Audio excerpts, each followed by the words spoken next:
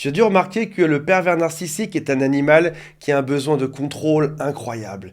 Il doit tout contrôler, tout vérifier, et c'est lui qui te dicte tes ordres. Au passage, en te contrôlant, il te rabaisse aussi. Dans la relation amoureuse, par exemple, c'est lui le chef. Que ce soit un père, une mère, que ce soit ton partenaire amoureux, que ce soit ton patron, c'est une personne qui a toujours besoin de te contrôler. Ça peut aussi être un chef d'équipe, là où tu travailles, et au passage, ces gens-là sont très appréciés par leur hiérarchie. Ils ont assez peu de sentiments, ils exploitent tout le monde pour le compte de l'entreprise. Et c'est pour ça que les gens les gardent en général, et qui font le malheur dans leurs équipes. Que se passe-t-il lorsque ces monstres de contrôle le perdent complètement? C'est ce qu'on va voir aujourd'hui. Avant de démarrer, si vous le souhaitez, abonnez-vous à la chaîne. Il y a aussi un quiz qui s'appelle «Est-ce que cette personne est perverse narcissique ou pas?» Alors arrive un jour où tu décides de partir. Que ce soit en amour, que ce soit dans ton travail, t'en as marre. Alors, soit tu décides de partir en te disant que c'est fini et que t'en peux plus, soit c'est l'autre qui va te pousser doucement à la porte. En réalité, qu'importe, parce que ce sont des relations qui ont une durée limitée. Tu te fais exploiter jusqu'à ta rébellion, ou jusqu'à ce que tu vois ce genre de vidéo par exemple, jusqu'à ce que tu comprennes le mécanisme des pervers narcissiques. Lorsque l'autre sent qu'il ne peut plus te contrôler, que tu es difficile à manipuler, il mettra un terme à la relation. Donc en gros, qu'importe, c'est soit toi, soit l'autre qui prend une décision, mais ça revient à peu près au même. D'ailleurs, la relation sera d'autant plus courte que tu seras monté rapidement en conscience de ce qui se passe. Plus vite tu comprends, plus vite tu apprends comment il fonctionne, et plus vite t'en sortiras. Au moment où tu pars, il va se passer plusieurs choses. La première, la plus évidente, c'est la rage. On parle d'une rage narcissique. Les yeux noirs. Des personnes m'ont remonté des choses que j'ai vues aussi, des yeux d'une noirceur incroyable, comme si tu voyais le diable en face de toi. Ça peut être des cris, ça peut être des insultes, ça peut être des choses renversées. En tout cas, ça se passe rarement tranquillement en se serrant la main. C'est plutôt dans le sang et dans les embrouilles que tu partiras. Au moment de passer la porte de sortie, il va te rabaisser. Il va te dire des phrases comme par exemple « Tu n'y arriveras jamais. J'étais ta meilleure option.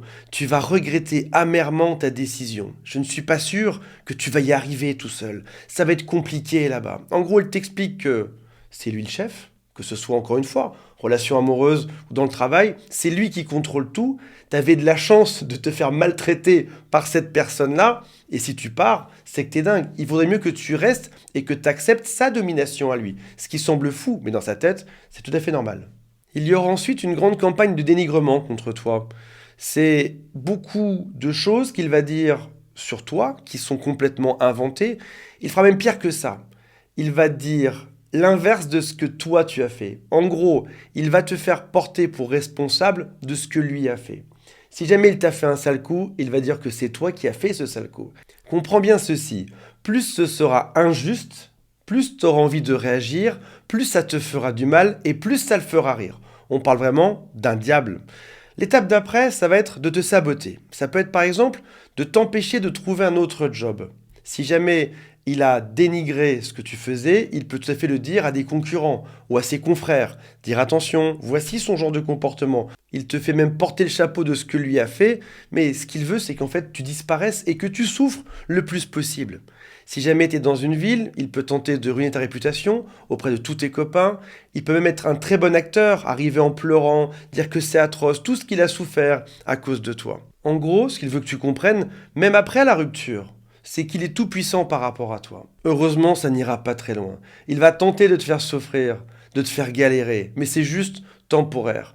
Les gens l'écoutent d'une oreille, mais on sait très bien ce que ça veut dire lorsque quelqu'un passe son temps à se plaindre. Et en l'occurrence, on parle d'une personne qui est perverse narcissique, qui n'arrive pas à garder beaucoup de liens avec les gens. Oui, temporairement, il fait l'affaire, on le croit temporairement, parce que ça a l'air réaliste, mais quand ça fait la 3e ou 4e fois qu'il raconte des choses affreuses sur tout le monde, le problème, c'est plus les autres, le problème c'est lui, et à ce moment-là, c'est lui qui devra s'extraire de l'équation pour recommencer à faire du mal ailleurs. Il va recommencer quelque part où il n'est pas connu. Il pratique la politique de la terre brûlée, et malheureusement, une fois qu'il a tout cramé, il faut qu'il recommence ailleurs. Mais finalement, les gens l'auront vite oublié. Toi, si tu as des valeurs, si tu es bien dans tes baskets, si tu es une personne saine, qu'importe qu'on te critique. J'ai même envie de dire qu'importe que les 2-3 personnes à qui il en parle le croient. C'est même pas très grave. Et puis peut-être que si ces personnes le croient, c'est qu'elles sont pas très saines non plus au passage. Voilà mes amis, Vous aurez affaire à ce genre de choses. J'ai envie de dire que sortir de prison aura un prix pour vous. Mais c'est temporaire, alors oui, ça fait mal, mais ça passe vite, on s'en remet vite. Et puis arrive un jour, on n'a vraiment plus rien à faire de tout ça. C'est juste un lointain souvenir. L'important, c'est d'être libre et de faire comme moi, de sortir chaque jour de ma maison et de remercier le ciel, dire merci, j'ai réussi à en sortir, j'aurais encore pu être dedans à l'heure qu'il est. Voilà mes amis, j'espère que ça vous a intéressé. Je vous rappelle qu'il y a le quiz en dessous qui s'appelle « Est-ce que cette personne est vraiment perverse, narcissique ou pas ?» Et si vous le souhaitez, le lien pour m'appeler juste sous cette vidéo. Salut à tous, bye.